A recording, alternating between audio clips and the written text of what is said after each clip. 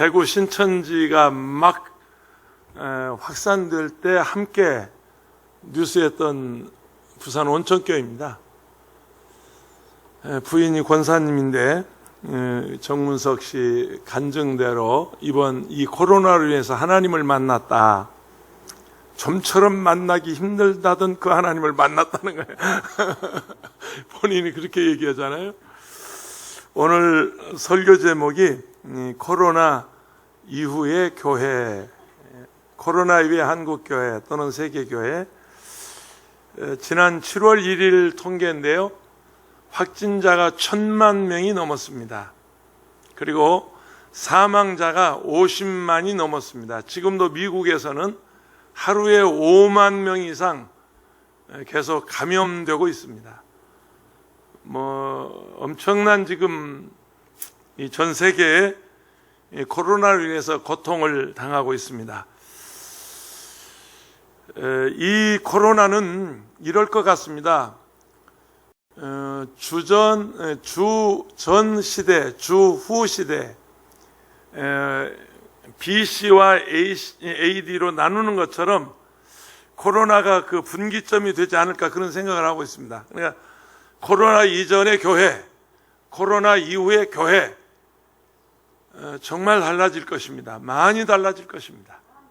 많이 달라질 것입니다. 어떻게 달라질 것인지는 우리가 좀 더 기도하고 지켜볼 일입니다만은, 어느 기자가 그 기고문에 이런 글을 썼어요. 지하철을 타고 직장에 출근하는 평범한 하루, 동료 지인들을 만나 수다를 떨면서 만난 음식을 함께 먹는 즐거움, 주말이면 산이나 공원을 찾아 풀냄새를 맡는 즐거움이 사라졌다. 주일날이면 교회 가서 예배를 드리며 함께 찬양하고 목사님의 설교를 듣는 일상이 사실상 엄청난 축복이었음을 코로나는 일깨워 줬다. 기자의 글입니다. 몇 달째 사회적 거리 두기와 마스크로 얼굴의 반을 가리는 이 일이 그냥 일상이 돼버렸어요. 저도 지금 6층에서 5층 내려오다가 함께 예배원들 내려오다가 아차, 마스크를 안 쓴 거예요. 마스크 안 쓰고 여기 들어오기가 겁이 나요. 왜냐하면 내가 죄인 같아요. 그래서 다시 올라가서 마스크를 쓰고 왔습니다. 어제도 어느 행사에 갔는데 잘 아는 분들이에요. 우리 교계에 잘 아는 분들이 마스크로 얼굴을 가리니까 모르는 거예요. 서로. 옆에 앉은 목사들을 서로 모르고 그냥 목례만 하고 뭐 이렇게 주먹이나 대고 그러고 마는 겁니다. 완전히 이게 일상이 돼버렸어요. 여러분, 버스를 탈 수가 없어요. 지하철을 탈 수가 없어요. 마스크를 쓰지 않으면 이제는 이 사회의 일원이 될 수 없는, 뭐 그러잖아요. 마스크 안 쓰고 버스 타다가 내리라니까 기사를 막 폭행해가지고 감옥에 간 뭐 그런 예도 있고 그렇습니다. 자, 눈에도 보이지 않는 바이러스가 75억이 사는 인류를 완전히 묶어버렸어요. 꼼짝 못하게 하고 있어요.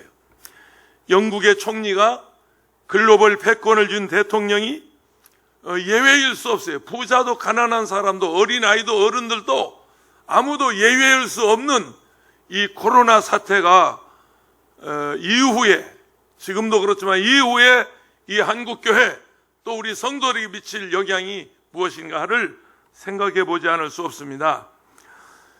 미국 뉴욕의 리디머 교회 팀 켈리 목사님이 계시는데 이분이 개척자고 지금은 은퇴를 하셨습니다. 최근에 미국 크리스찬 포스트지와의 인터뷰에서 이분이 이렇게 얘기를 했어요. 전문 그분의 말씀을 그대로 제가 실었습니다. 하나님은 코로나 같은 재앙을 통해 인간에게 하나님의 필요를 일깨우고 교회가 다른 인종과 종교의 사람들을 사랑하고 돕게 했다.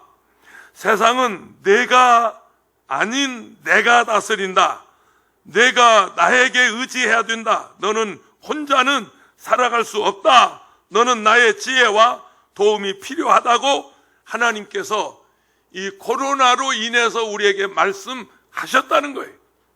우리 조금 전에 영상에 정문석 성도가 좀처럼 만나기 힘들다던 그 하나님을 누구나 다 만날 수 있지만 그분은 그리 믿었던 것 같습니다.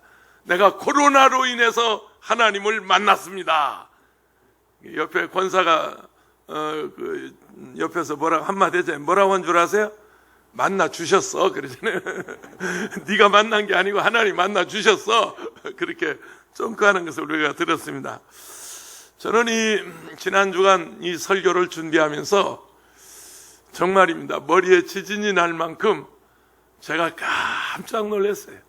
왜냐하면 이게 이미 성경에 있는 얘기가, 이 코로나 사태가 성경에 있는 그대로, 조금 더 들어보세요. 첫째는 이 본문 13장, 레위기 13장 45절에 나병 환자는 옷을 찢고 머리를 풀며 윗입술을 가리고 외치기를 부정하다 할 것이요.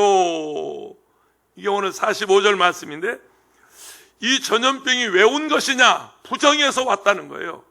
부패해서 왔다는 거예요. 이게 나는 부정하다 외치라는 겁니다. 여기 레위기 13장에 나오는 나병은 히브리 성경에 보니까 원전해 봤어요. 내가 이거 교수한테 전화까지 해서 또 확인한 팩트입니다. 정확한 정보입니다. 히브리어로 짜라이트라고 하는 단어를 사용했어요. 나병을. 그것을 우리 개정 개혁판이나 개혁 성경에는 나병, 옛날 성경이 문둥병, 그렇게 번역을 했는데, 이게 어떤 병이냐면 지금의 그 소록도에 계시는 한센 환자가 아니에요. 한센병이 아니에요. 그런 그 나병이 아니에요. 전혀 다른 거예요. 바이러스에 의해서, 잘 들어보세요. 바이러스에서 전염력이 강한 악성 피부 질환이었어요. 그러니까 이 바이러스가 피부에 붙으면 피부가 썩어버려요. 간에 붙으면 간이 썩어버려요. 아까 우리 정문석 그 권사님 옆에 그러잖아요. 배가 녹았다고. 배에 붙으면 배가 녹아버려요. 그런 그 강력한 전염력을 가진 악성 바이러스예요. 그게 뭡니까? 요즘 우리가 보는 코로나 아닙니까? 코로나19 바이러스가 지금 그런 악성 그런 바이러스란 말이죠. 그런데 이것은 무엇을 말하냐면, 악성 피부 질환으로 영적인 어떤 부정과 부패와 죄를 상징하는 질병으로, 당시에 나병에 걸리면 이건 하나님이 진노해서 벌을 내렸다, 그렇게 그 시대 사람들은 생각했어요. 그래서 이 병에 걸리면 의사를 찾아가지 않고 꼭 제사장을 가서 자기의 몸을 보이고 제사장이 진단하는 대로 진단을 받았던 그런 것이 레위기 13장 14장에 자세하게 기록되어 있습니다. 그런데 이 병이 어떻게 생겼냐? 이 병이 어째서 그러면 이렇게 온 것이냐? 어떤 죄로 인해서 온 것이냐? 성경에 나와 있어요. 여러분, 모세라고 하는 영도자를 아시죠? 300만을 이끌고 출애굽을 하는 그 영도자 모세가 구스 여인을 아내로 취합니다. 구스 여인은 흑인이에요. 아니, 인종이 다른 가나안 사람, 저 히브리 사람 모세가, 더구나 지도자가, 최고의 지도자가 흑인인 구스 여인을 자기 아내로 맞이해요. 그런데 여러분, 그것을 본 미리암 동생이죠, 모세의 동생이 뭐라고 하냐면, 오빠, 이게 무슨 짓이냐고. 아니, 히브리 사람이 저 아프리카 검은 여자를 아내로 삼다니. 그러면서 지도자 모세를 비방합니다. 그런데 어떻게 됐어요? 지도자를 비방하다 그 자리에서 나병에 걸려버렸습니다. 이게 미리암이 나병에 걸린 것은 지도자를 비방하다가 나병에 걸리고 말았어요. 또 하나 있어요. 엘리사의 종 게하시라고 하는 몸종이 있었습니다. 근데 아람 나라에서 나만 장군이 엄청난 의복과 금은 보화를 가득 싣고 와서 엘리사를 찾아가서 내 병 좀 고쳐주세요. 내가 병 고쳐주시면 이 모든 예물을 다 드리겠습니다 하고 예물을 가득 싣고 왔는데, 엘리사는 나와 보지도 않고 저 요단강에 가서 7번 씻어라 말로 전했어요. 아마 웬만한 사람 같으면 그 말 듣고 화가 나서 그냥 아람 나라로 도망갔을지도 모르는데 한참 화가 나서 가다 보니까 종이 하는 말이, 아니 물에 가서 씻으라는데 그거 왜 이렇게 화를 내십니까? 가서 한번 씻어보세요. 이판사판 저판이죠. 그래서 이제 다시 돌아와서 걸음을 돌려서 요단강에 7번 씻었더니 그 몸이 어린아이 살처럼 깨끗해졌어요. 그리고 이제 보물을, 싣고 온 보물을 다시 가지고 가는데, 그걸 게하시라고 하는 종이 그걸 탐심을 내는 거예요. 오마이갓, 저 많은 보물, 저 많은 의복, 아니 저거 가지고 왔으면 받아야지. 우리 선생님은 참 이상한 분이야. 선물을 준다는데 가져왔는데도 그냥 돌려보내니까 뒤를 쫓아가서, 여보세요 잠깐만, 우리 선생님이 그거 주고 가랍니다. 그 말 안 했어요. 거짓말했어요. 무엇 때문에? 탐심 때문에, 욕심 때문에, 탐욕 때문에 주의 종이 거짓말했어요. 게하시가 거짓말했어요. 엘리사를 예수 그리스도로 상징하면 게하시는 예수님의 종들을 말하는 것입니다. 그래서 그 게하시가 그 자리에서 그 욕심 탐심 때문에 거짓말했다가 나병에 걸리고 말았어요. 또 하나 있어요. 하나님의 허락 없이 하나님께 분향하려던 남유다의 우시야 왕이 있었는데, 이 우시야 왕이 하나님이 허락하지 않은 제사를 드리다가 그 자리에서 나병에 걸리고 말았습니다. 세 가지 공통점입니다. 지도자 모세를 비방했어요. 나병에 걸렸어요. 그리고 탐심이 들어와서 거짓말했어요. 나병에 걸렸어요. 그리고 하나님이 허락지 않는 예배를, 제사를 드리다가 나병에 걸렸어요. 오늘 우리에게 적용해 볼까요? 여러분, 우리 그동안 지도자들 얼마나 욕을 했어요. 광화문에서 얼마나 많이 저주했어요. 얼마나 많이 저주했어요. 그것뿐이에요? 탐욕과 탐심이 들어와서 대단히 가슴 아픈 얘기입니다만은, 요즘 안티 기독교인들이 여러분 대형교회 목사들을 뭐라고, 사업 잘했다 그래요. 사업 잘했다. 말하자면 장사에 사업 잘해서 돈 번 것처럼 큰 교회를 이루고 엄청난 재물을, 큰 교회를 가진 그 안티 기독교인들이 목사들을 가르쳐서 장사 잘하고 있다. 여러분, 우리가 그 말을 들어도 싸요. 수천억을 세상에 비자금으로 숨겨놓고 수백억을 물쓰듯 쓰고 수십억을 물쓰듯 쓰는 하나님의 종들이 탐욕에 가득해서 이 한국교회를 볼 때 하나님이 진노하신 거예요. 하나님이 분노하신 거예요. 아니라고요? 나 목사예요. 45년째 목회하는 내 목사입니다. 하나님의 진노예요. 누가 무슨 얘기해도 할 말이 없어요. 그것뿐입니까? 신천지 같은 이단 사이비가 뭡니까? 하나님의 허락 없이 임의로 하나님 노릇하면서 그가 재단 쌓다가 여러분 대구에서 폭발한 거 아닙니까? 그러면 우시야 왕이 하나님의 없이 제사 드린 것이나 신천지가 하나님의 허락 없이 예배 드리다가 그 난리를 치는 뭐가 다릅니까? 그래서 코로나가 왔어요. 코로나가 세상, 우리 한국뿐이라고요? 아니요, 미국은 더해요. 인종차별이 뭡니까? 여러분, 인권을 밟아버리는 게 뭡니까? 요즘 트럼프 대통령 다 이번 선거에 출마해가지고 바로 어저께인가요? 그저께 독립기념일 무슨 불꽃 축제를 하는데 7,000명이 마스크도 쓰지 않고 불꽃 축제하고 있어요. 그러면서 인권을 탄압하고, 아니 사람을 죽여서 시위를 하는 그 흑인들 가서 폭도들이라고 매도하는, 여러분 그것이 무엇입니까? 우리 사회의 부정이고 부패고 이 사회가 범하는 죄인 것입니다. 그래서 하나님은 코로나를 내렸어요. 그리고 마스크 쓰게 했어요. 까불지 말고 입 다물어, 그 말이에요. 입 다물어. 얼굴 가려. 뻔뻔하게 왜 얼굴 넣고 살아? 왜 그렇게 뻔뻔스럽게 말을 하고 있어? 입 다물어! 여러분, 이 마스크가 그 상징 아닙니까? 마스크는 지금 그런 거 아닙니까?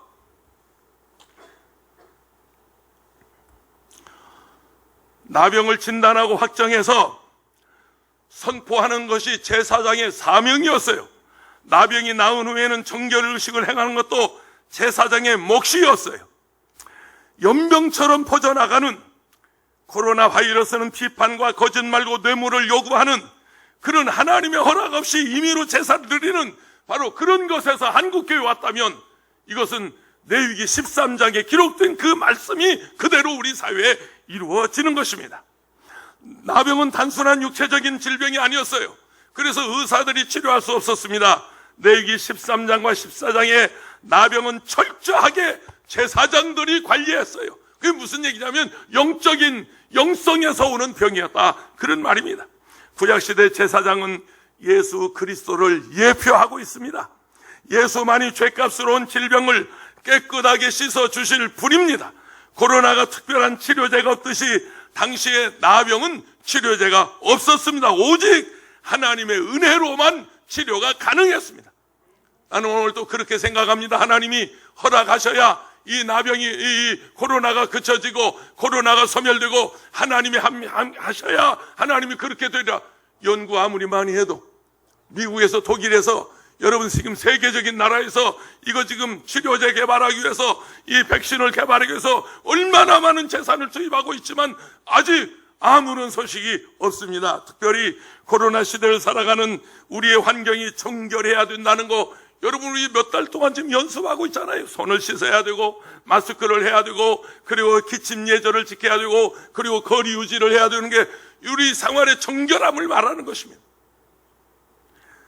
거리에 나가보세요. 유모차의 어린아기들로부터 허리가 굽어진 노인에 이르기까지 마스크를 쓰지 않으면 지하철을 탈 수 없고 시내버스에 오를 수 없는 세상이 되었어요.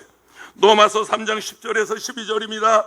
기록된 바 의인은 없나니 하나도 없고 없으며 깨닫는 자도 없고 하나님을 찾는 자도 없고 다 치우쳐 함께 무익하게 되고 선을 행하는 자도 없나니 하나도 없다. 사람들이 내가 무슨 죄인이냐고, 내가 무슨 죄를 지었느냐고 항변할지 모릅니다. 죄가 가져온 결과가 얼마나 심각한지 인식을 못하고 사는 게 세상입니다. 예수를 믿으라고 해도, 또는 하나님이 살아계신다고 말해도 전혀 관심이 없을 뿐만 아니라 요즘은 어떻습니까? 교회 때문에 코로나가 확산되는 것처럼 어떻게 이상하게 매스컴이 그렇게 몰고 가고 있어요. 보수 언론들이 그렇게 몰고 갔어요. 지금 이 마치 교회가 코로나의 온상인 것처럼 사람들은 그거 그렇게 몰고 가는데, 아니요! 죄값이요! 죄로운 것이요! 잘못이 있다면 이 교회 목사들이 잘못한 거예요. 탐심이 가득했고 욕심이 가득했고 무력의 눈이 어두웠고 성도들이 내는 한 푼 두 푼의 그 헌금을 마치 물 쓰듯 쓰는 목사들의 잘못이 있어요. 그것으로는 하나님의 심판인 것입니다. 예수 팔아서, 예수 이름 팔아서 예수님 덕분에 좋은 차 타고 큰 집에 사고 수백억, 1년에 수천억씩 물 쓰듯 써가는 대한민국의 목사들의 죄값인 거 사실입니다. 아니라고요? 내가 다 증거될 수 있어요. 내가 하는 말에 내가 책임을 져요. 지금 라이브로 방송되고 있어요.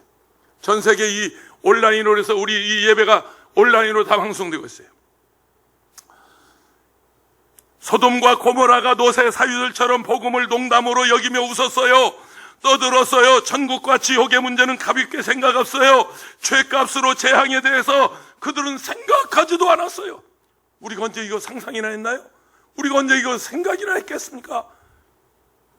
대구에서 코로나 환자가 급증할 때 대구 제1교회 현장 모임을 중단하고 온라인 예배를 들으면서 박창환 담임 목사는 위기 속에 나타난 주님의 마음이라고 하는 설교를 이분이 하셨어요.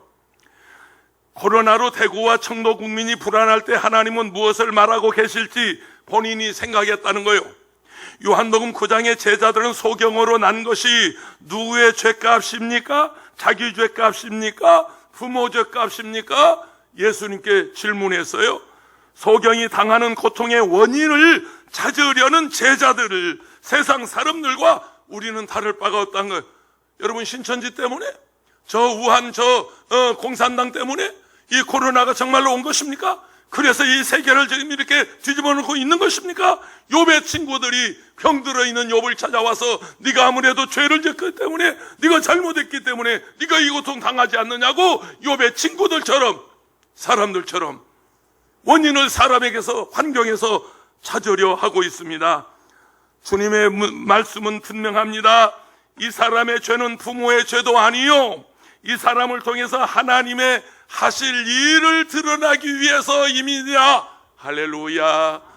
정문석 성도처럼 만약에 코로나가 아니었으면 나는 아직도 책 보고 있을 것이고 하나님을 만나지 못했을 것인데, 나는 코로나를 위해서 내가 하나님을 만났습니다. 만나기 힘들다던 하나님을. 그 말이 너무 재미가 있어요. 지나 만나기 힘들지 나는 만나기 쉽다.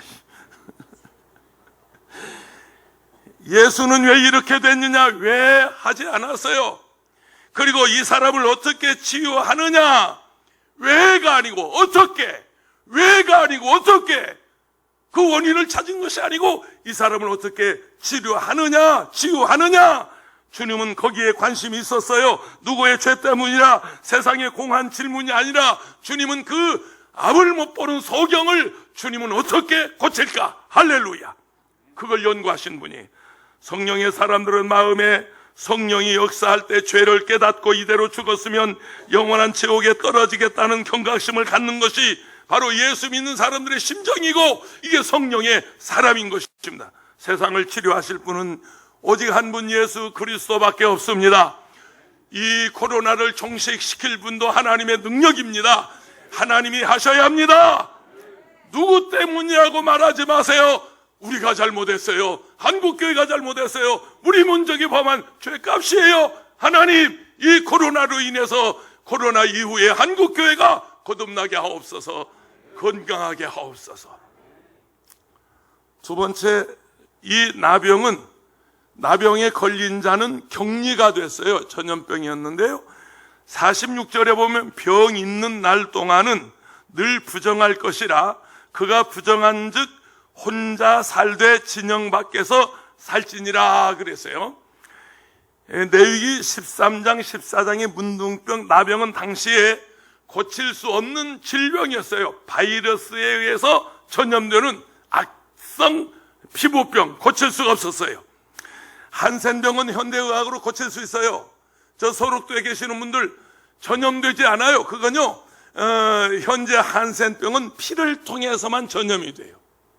남녀 관계를 통해서만 전염이 되지 이 바이러스로 전염되는 병이 아니에요. 그러니까 소록도에 계시는 한센 환자하고 이 성경 레위기 13장에 나오는 나병, 문둥병하고는 전혀 다른 병이에요. 이건 바이러스에 의해서 전염되는 병이었어요. 문둥병 혹은 나병은 인간의 의술로 치료할 수 없는 불치의 병이었지만, 전염성이 강한 악성 피부 질환이었지만, 현대 한센병은 전염이 없는 그런 온유한 병이에요. 그러니까 전혀 다른, 우리가 혼동하기 쉬운 이제 문둥병, 나병, 한센병 같은 병으로 생각하는데 전혀 그렇지 않습니다. 문둥병, 나병은 사람들 피부에만 옮기는 게 아니었어요. 잘 들어보세요. 어쩌면 이 코로나하고 이렇게 똑같은지 보세요. 피부에만 생기는 것이 아니라 의복에도, 이 옷에도 묻었어요. 옷에도. 그리고 물건에도 묻었어요. 물건에도. 그리고 집에도 감염이 됐어요. 그러니까 온 세상에 이 바이러스는 지금 우리가 그러고 있잖아요. 저희 집에도 들어가면은 우리 손녀들이 붙여놨어요. 열쇠고리, 마스크, 핸드폰 여기 소독하고 가세요. 그 올라가기 전에 저희 할아버지 가서 손부터 씻으세요. 이건 우리 일상이 돼가고 있어요. 그게 지금 나병이 바로 그런 병이었어요. 레위기 13장에 보면 인체나 의복이나 물건이나 집에 발병이 된 이 나병은 그 나병을 진단해서 격리 수용, 격리 조치하는 게 제사장의 삶. 이 격리라는 말이 이게 성경 레위기 13장에 있는 얘기입니다. 그리고 14장은 회복되어서 나병 환자가 정결의식, 어떻게 깨끗하게 살아야 하는가를 말씀하고 있습니다. 전염성이 강한 나병은 의복과 가옥과 발병할 수 있는 것은 우리의 환경도 코로나 바이러스처럼, 여러분 엘리베이터 타기가 겁이 나잖아요. 엘리베이터에 타면서 마스크 쓰고 타야 돼. 누가 타고 갔는지 모르기 때문에 그거 누르는 거 요즘 세로판지를 그 위에다 붙여서 그거 하는데 그게 효과가 없대요. 그냥 상인들이 팔아먹기 위해서 만든 거래요. 그러니까 그거 믿지 말고요. 반드시 여러분이 조심해서, 나는 어떻게 하면 열쇠고리로 6층 누르고 1층 누르고, 그리고 열쇠고리를 사실은 소독을 해야 되는데, 아니면 그 소독제가 어느 엘리베이터 입구에나 있으니까 소독제를 발라서 누르고 그 모두 물건에 그렇게 감염이 됐어요. 나병이 그랬어요. 나병은 혐오의 대상이었어요. 사람들이 기피했어요. 요즘 나는 아침에 저 공원 주차장에 차를 파킹하고 이 교회까지 불과 몇 걸음 안 되는데 걸어오는데요. 산책하는 분들이 있어요. 이렇게 봐가지고 마스크 내가 안 썼거든. 그러니까 마스크 쓴 사람이 오면은 저쪽으로 피해줘요. 또 자기들도 내가 마스크 안 쓰는 거 저리 피해요.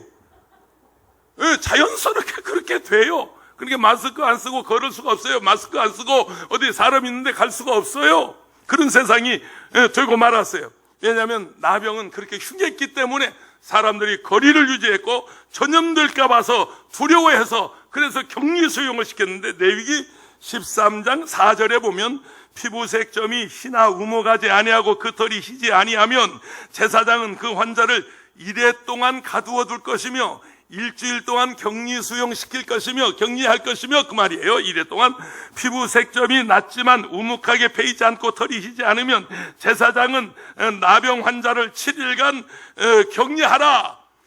그리고 일주일 동안 격리해서 안 되면 다시 추가로 진단을 해서 환부가 좀 나은 것 같으면 털이 없고 그 털이 뭐냐면 흰털이라고 하는 게 곰팡이를 말하거든요. 이게 곰팡이가 없어지고 새살이 돋아나고 괜찮아지면 격리 해제해주고 그게 계속 상처로 남아있으면 영원히 분리해버려라. 사람들과 완전 격리시켜라. 이게 레위기 13장에 있는 1주 격리, 2주 격리, 요즘 우리 흔한 말로 격리해는 얘기입니다. 2주 격리에 환부가 열버지게 되면 제사장은 음성 판정을 내리고 그 환자를 깨끗하다고 선언하지만 양성 판정이면 어떻게 될까요? 완전히 쫓아버렸어요. 동네에서 내보냈어요. 가족들하고 완전히 그냥 떨어져 살도록 했어요. 코로나 시대 교회라고 하는 주제로 저 대전에서 열린 포럼에서 김용국 침신대 교수는 이렇게 얘기합니다. 급성 전염병에 대한 교회 해석과 대처란 주제로 전염병이 발생할 때 교회가 어떤 대응을 해야 하는지를 살펴봤는데 과거에 흑사병이 그랬고 역병으로 창궐했을 때 교회의 흥망성쇠를 좌우하니 전염병에 맞설 게 아니라 우리는 전염병의 교회 역할을 찾아야 한다고 역설했습니다. 구한말 의료 선교사들이 그랬어요. 당시에 콜레라가 창궐했어요. 말라리아가 창궐했어요. 우리 국민들은 귀신의 장난이라고 벌벌 떨고 있을 때 당시 의료 선교사들은 세균에 의해서 전염이 되는 것이라고, 그래서 세균을 치료하고 환자들을 치료하면서 복음을 전하고 그들에게 하나님의 사랑을 전해서 세운 것이 바로 제중병원이고 지금의 세브란스 병원 것입니다. 고종 황제가 여러분 그렇게 해서 치료를 받아서 황실의 병원을 두고 그렇게 해서 의료 선교사들은 이 나라의 의료 발전에 공헌해 온 것입니다. 의학과 과학의 발전을 인정하고 교회가 지역사회와 국가를 위해서 마스크 기부를 하고 사회적 활동을 끊임없이 우리는 조언하면서 우리 생활 방역을 지키면서 우리는 우리 자신의 건강을 지키면서 오히려 이런 기회에 우리가 이 사회에 공헌해야 한다. 할렐루야. 마태복음 10장 29절에 잠새 2마리가 하나 싸운에 팔리지 않느냐. 그러나 너희 아버지께서 허락지 아니하시면 그 하나도 땅에 떨어지지 아니하리라. 같은 기사가 누가복음 12장 6절 7절에 기록되어 있는데 잠새 5마리가 두아 싸우려내 팔리는 것이 아니냐. 그러나 하나님 앞에는 그 하나도 잊어버린 바 되지 아니하는도다. 너에게 심지어 머리털까지다도 다 세신 바 되었나니 두려워하지 말라. 너희는 많은 참새보다 귀하니라. 마태복음과 누가복음의 이 기사는 같은 기사인데요. 데나리온은 아사리온은 예수님 당시 로마의 화폐 단위를 말합니다. 노동자 하루 품삯이 1데나리온이었는데 아사리온은 1데나리온의 16분의 1, 그러니까 아주 적은 돈이에요. 우리가 10,000원짜리 50,000원짜리를 가지고 있다면 이 아사리온은 16분의 1이니까 아주 적은 액수입니다. 마태복음에는 이렇게 되어 있어요. 잠새 2마리가 한 아사리온에 팔리는 것이 아니냐. 누가복음에는 잠새 5마리가 2 아사리온에 팔리는 것이 아니냐. 같은 사건인데 팩트가 달라요. 정보가 달라요. 하나사리온의 2마리가 천가인데 두아사리온이면 4마리가 맞는 것인데 왜 5마리냐? 이게 도무지 풀리지 않는 수수께끼인데 어느 주경학자가 명쾌하게 이렇게 해석했어요. 하나사리온의 2마리 참새, 두아사리온의 4마리 참새를 샀더니 참새를 파는 상인이 1마리 덤으로 줬대. 얼마나 재밌어요? 그런데 주님이 하시는 말씀은 그 덤으로 얻어온 그 1마리도 소중하게 여기는데 내가 너희는 머리털까지 다 세신 바가 되었다. 우리 한 사람 한 사람 얼마나 소중하게 생각하신다고 하는 주님의 말씀인 것입니다. 신천지 사람들도 하나님은 소중하게 여기세요. 중국 사람들도 하나님은 소중하게 여기세요. 우리 모든 인류를 남미도 북미도 전 세계 아프리카 사람들도 하나님은 소중하게 여기시면, 이 코로나로 인해서 내가 처음부터 코로나가 창궐할 때 전한 메시지예요. 하나님이 당신의 백성을 찾으신다. 하나님이 당신의 백성을 찾으시는 과정이에요. 신천지에서 하나님의 당신의 백성을 찾으시고 중국 지하교회 그 순교적 각오를 가지고 신앙생활하는 그분들을 하나님이 사랑하시고 찾으시는 과정이라는 말을 나는 처음부터 일괄적으로 여러분에게 전해왔습니다. 세 번째, 정결의식은 깨끗한 것을 말합니다. 레위기 14장 8절 9절에 보면 정결함을 받는 자의 그 옷을 빨고 모든 털을 밀고 물로 몸을 씻을 것이라. 그리하면 정하리니 그 후에 진영에 들어갈 것이나 자기 장막 진영에 들어가지만 자기 집에 밖에 이래를 머물 것이요, 7째 날에 그 모든 털을 밀고 머리털과 수염과 눈썹을 다 밀고 그의 옷을 빨고 몸을 물에 씻을 것이라. 그리하면 정하리라. 자, 2주간 격리해서 음성 판정이 나왔어요. 그런데 다시 동네 장막에 들여보내요. 근데 자기 집에 들어가기 전에 집 밖에서 일주일단 더 머물면서 상황을 봐라. 그 대신 몸을 씻어라, 옷을 빨아라. 이 무슨 얘기하면 정결의식입니다. 여러분, 우리가 지금 이 코로나로 인해서 올해 감기 환자가 없어졌다고 그러잖아요. 모두 마스크 쓰고 다녔죠. 기침 예절 지켰죠. 그 다음에 손 잘 씻었죠. 그러니까 다른 질환들이 없어지는 거예요. 이 정결의식은 이미 레위기 법전 14장에 나와 있는 얘기입니다. 미리암도 모사에게 나쁜 말을 했다가 한산병에 걸려 그는 나병 환자가 되고 말았어요. 우리 사회에 비방하는 어른들이 넘쳐납니다. 여러분, 우리 그렇게 말하면 안 됩니다. 설령 지도자가 잘못했어도 여러분 그렇게 무지막지하게 말을 하고 저주하면 안 됩니다. 저는 이미 몇 주 전에 제가 여러 차례 여러분에게 강조했어요. 하나님이 내게 새벽 기도하는 시간에 대한민국을 축복하라, 대한민국을 축복하라.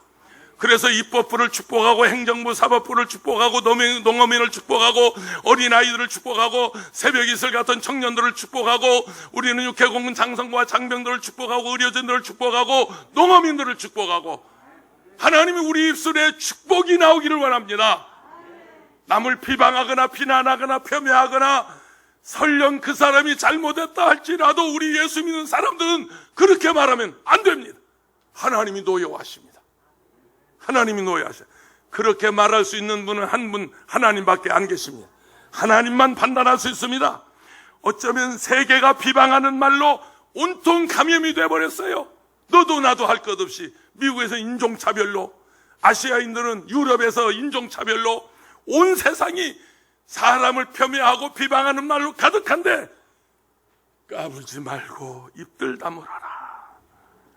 할렐루야. 이게 얼마나 좋은지 모르겠어. 제발 말 조심하라. 입 다물어라.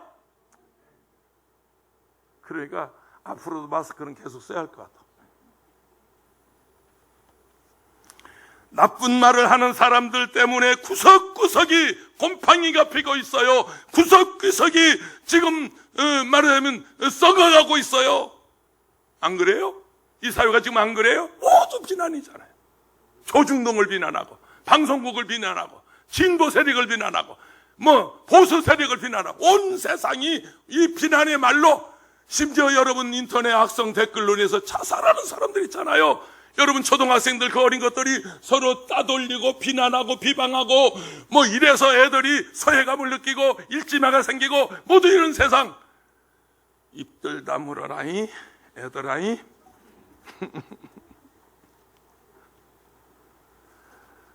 어쩌면 세계가 비방하는 말로 하나님이 마스크를 쓰게 했는지 모르겠습니다. 격리의 시간을 보내는지도 모르겠습니다. 누구나 할 것이 격리하게 합니다. 사람들은 분노를 쏟아낼 때 대상을 찾는데 잘 들어보세요. 분노를 쏟을 때 대상이 약자입니다. 강자한테는 절대로 여러분 화 못 내고 못 건드린다. 말 함부로. 너 뭐라고 그랬어? 너 지금 나한테 뭐라고 그랬어? 이 새끼 봐 이거. 너 지금 죽으려고 환장했냐? 꼼짝 못해. 그런데 분노를 약자한테, 백인들이 흑인들을 목 놀라 죽이잖아요. 총으로 쏴 죽이잖아요. 약자들이에요. 우리 유럽에서 아시아인들 약자들이잖아요. 참수하고 조롱하잖아요. 여러분 자기보다 등치가 크고 좀 힘이 있는 아니 그런 애들에게 함부로 말했다 죽어. 주한이 어딨냐? 우리 주한이를 건드리면 저 누나가 가만 안 둬. 가만 안 둬. 두 누나가 쫓아가서 머리끄댕이 잡아버려. 약자를 그렇게 비방하는 거예요. 약자를 못 살게 하는 거예요. 지금 이 세상이 그렇단 말이에요. 그래서 코로나 온 거예요. 야고보서 3장 6절입니다. 혀는 곧 불이요 불의의 세계라. 혀는 우리 지체 중에서 온몸을 더럽히고 삶의 수레바퀴를 불사르나니 그 사르는 것이 지옥불에서 나느니라. 내가 한 말이 다른 사람을 죽이는 독이 될 수 있고, 내가 한 말이 내가 하는 이 댓글이 남을 조롱하는 댓글이 누군가는 자살을 결심하게 한다는 사실을 우리는 인식해야 돼요. 주님도 한센병 나병 환자를 만지면서 내가 원하노니 깨끗함을 받으라고 선포하셨어요. 나병은 그 자리에서 깨끗해지자 제사장이 가서 내 몸을 보이라고, 그리고 모세의 명한 예물을 드려 하나님께 영광을 돌리라고 권고하셨어요. 어떻게 자신과 화해할 수 있을까요? 우리가 부정부패하는 느낌을 먼저 자신하고 해결해야 돼요. 내가 깨끗하게 살려는 결단을 해야 돼요. 내가 거룩하게 살려는 여러분 다짐을 하셔야 돼요. 누구 탓하지 마세요. 누구를 원망하지도 마세요. 내가 깨끗해야지. 내가 거룩하게 살아야지. 내가 의롭게 살아야지. 내가 내 자신과 다짐을 하셔야 돼요. 결혼한 지 27개월 만에 인디언에게 선교사인 남편이 살해를 당합니다. 27개월 만에. 두 번째 남편도 암으로 세상을 떠나버립니다. 기가 막힌 운명의 여인입니다. 그분이 누구냐면 엘리자베스 엘리엇이라고 하는 선교사님 이야기입니다. 바로 이 어른입니다. 이 충격적인 사건에도 이분은 하나님을 끝까지 배신하지 않았다는 겁니다.